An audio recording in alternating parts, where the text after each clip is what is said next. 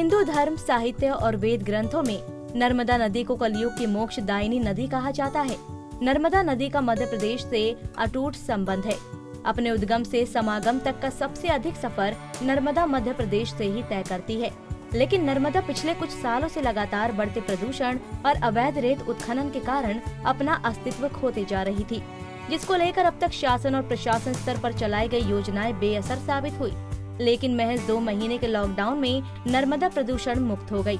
नर्मदा का जल स्तर भी बढ़ गया। खासकर नर्मदा के घाटों की अगर हम बात करें तो यहाँ जो स्वच्छता आज है वो पहले देखने को कभी नहीं मिली, जबकि प्रदूषण मुक्ति को लेकर लगातार अभियान चलाए जा रहे थे। पंजाब केसरी पहुंचा है पिपरिया से महज 18 किलोमीटर की दूरी पर ग्राम सांडिया में। जी हाँ, शांडिल्य ऋषि की तपोभूमि मां नर्मदा के तट पर हम इस समय खड़े हुए हैं और आपको वह दृश्य दिखाते हैं। यह दृश्य वर्षों में नहीं देखा होगा। निश्चित तौर पर मात्र 70 दिन के इस लॉकडाउन में मां नर्मदा कितनी निर्मल हो गई है, आपको वह तस्वीर दिखाते हैं। आप देख सकते हैं यह माता का यह निर्मल जल, कल कल बहता हुआ यह जल निश्चित तौर पर इतना शुद्ध और साफ हो गया है कि ऐसा वर्षों में नहीं हुआ जैसा लॉकडाउन में हो गया। सबसे बड़ी बात कि मां नर्मदा के सिर्फ दर्शन से ही मोक्ष की प्राप्ति होती है और मध्य प्रदेश का 1/3 भाग मां नर्मदा का मध्य प्रदेश से होते हुए ही निकलता है, जिसको लेकर लोगों की आस्था यहाँ लगातार बढ़ती ही जाती है। यहाँ जो जल था वह काफी प्रदूषित था। यहाँ मां नर्मदा काफी प्रदूषण मुक्त करने के लिए कई संस्थाओं ने, सरकार ने योजनाएं चलाई, लेकिन निश्चित तौर पर उन्हें सफलता प्राप्त नहीं हुई। लेकिन मात्र 70 दिन के लॉकडाउन में मां नर्मदा साफ और सुथरी दिखाई देने लगी। ये तस्वीरें हैं होशंगाबाद जिले के पिपरिया के सांडिया नर्मदा घाट की। तो लॉकडाउन के चलते यहाँ पर नर्मदा की स्थिति पूरी तरह से बदल गई। नर्मदा प्रदूषण मुक्त है, इसकी घाटों पर सफाई देखते ही बनती है।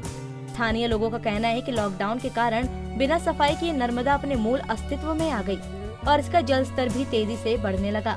तो क्या माना जाए, हमारी आस्था क्या महज इतनी है कि हम नर्मदा से दर्शन और आशीर्वाद लेकर उसे प्रदूषण देकर जाएं?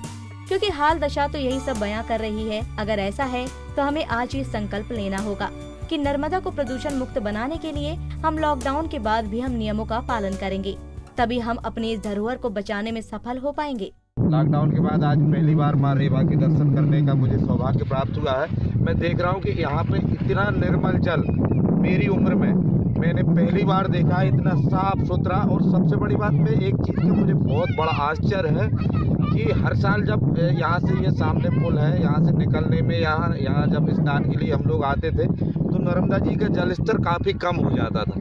लेकिन इस बार ऐसा लग ही नहीं रहा कि जल स्तर कम क्यों नहीं हुआ है, ये चीज़ समझ में नहीं आ रही है। और ये तो मैं यही कहूँगा कि मां नर्मदा की कृपा है। और इतना साफ सुथरा, इतना निर्मल जल ये लॉकडाउन के कारण है या क्या? ये तो निश्चित तौर पर प्रकृति ने दिखा दिया कि कहीं ना कहीं जो भीड़ उमड़ती थी मां नर्मदा के घाट पर, वह कहीं ना कहीं प्रदूषण करती थी, जिसके बाद आखिर यहाँ लोगों का आना जाना बंद जैसे ही हुआ और मां नर्मदा का यह जल पवित्र और शुद्ध हो गया। कारण ये है कि अभी फिलहाल जो लॉकडाउन में पब्लिक कम आ रही है, पब्लिक कम आने के कारण सफाई दिख रही है। लेकिन लॉकडाउन खुलने पर पब्लिक जब आएगी उसी प्रकार से फिर से गंदगी चालू होने लगेगी। यदि उस पर ध्यान नहीं दिया जाएगा तो जी क्या मानते हैं आप कि पब्लिक ही गंदगी करती है? पब्लिक के द्वारा ही तो गंदगी होती, किसी को दूसरे के द्वारा होती, आप ये बताइए। मगर नर्मदा को तो लोग माँ मानते हैं। माँ मानते हैं, लेकिन घर में जो जैसे मान लो धूप है, फूल है और दूसरे आइटम है जो लाकर नर्मदा जी में छोड़ते हैं, कलर वाली जो मूर्ति आती हैं, प्लास्टर की मूर्ति आती है, वो नर्मदा जी में विसर्जन करती है, वो कलर दूषित करता है। कम होती हुई नजर आई और यहाँ किसी को भी आने की अनुमति नहीं दी, जिसके बाद मां नर्मदा निश्चित तौर पर कल कल बहती हुई यह मां नर्मदा अपने आप साफ और सुथरी दिखाई देने लगी। कैमरा पर्सन चंदन सिंह के साथ सूरज सिंह राजपूत, पंजाब केसरी।